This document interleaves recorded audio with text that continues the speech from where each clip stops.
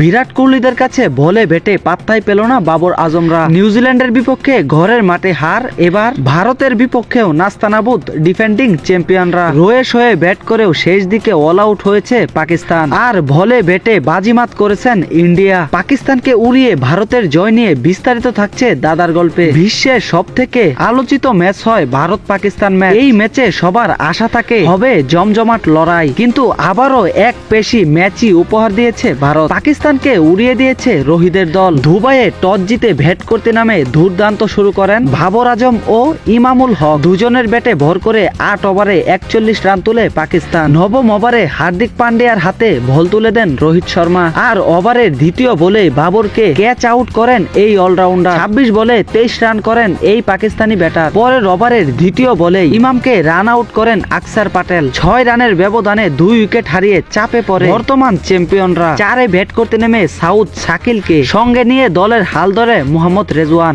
দুজনের ব্যাটে ভর করে ২৫ ওভারে ১০০ রানের কোটা পার করেছে টিম পাকিস্তান। নিয়ন্ত্রিত ব্যাটিংয়ে ৬৩ বলে ৫০ তুলে নেন শাকিল, কিন্তু ৪ রানের আক্ষেপ নিয়ে সাজঘরে ফিরতে হয়েছে রেজওয়ানকে। ৩৪তম ওভারের দ্বিতীয় বলে এক পা উপরে এসে প্যাটেলকে উড়িয়ে মারতে গিয়ে বোল্ড আউট হন পাকিস্তানের অধিনায়ক। পরের ওভারে শাকিলকে ক্যাচ আউটের ফাঁকে ফেলেন হার্দিক। এই দুই সেট ব্যাটারকে হারিয়ে বিপাকে পড়ে পাকিস্তান। সালমান আগাকে সঙ্গে নিয়ে দলের হাল ধরেন খুজদিল শাহ। এই বাহাতি ব্যাটার এক প্রান্তে আগলে রাখলেও উইকেট মিছিল শুরু করেন বাকিরা। সালমান ১৯ রানে ফিরলেও শাহিন আফ্রিদি ফিরেন কোনো রান না করেই। নাসিম শাহ ১৪ রান ও হারিস রৌফ ৭ রান বোর্ডে যোগ করেন। ইনিংসের ২ বল আগে রানাকে উড়িয়ে মারতে গিয়ে ক্যাচ আউট হন খুজদিল। এতে ২৪১ রানে অল আউট হয় পাকিস্তান। ৩৯ বলে ৩৮ রান করেন খুজদিল শাহ। তবে ব্যাট হাতে বয়ডরহীন ফায়ারিং ইনিংস শুরু করেন রোহিত ও শুভমান গিল। এবার বাংলাদেশের পর পাকিস্তান হলো শুভমান গিলের শিকার। গত ম্যাচে টাইগারদের বিপক্ষে শতক হাঁকান তিনি। এই ম্যাচে অর্ধশতক থেকে ৪ রান আগে বিদায় নিলেও ম্যাচ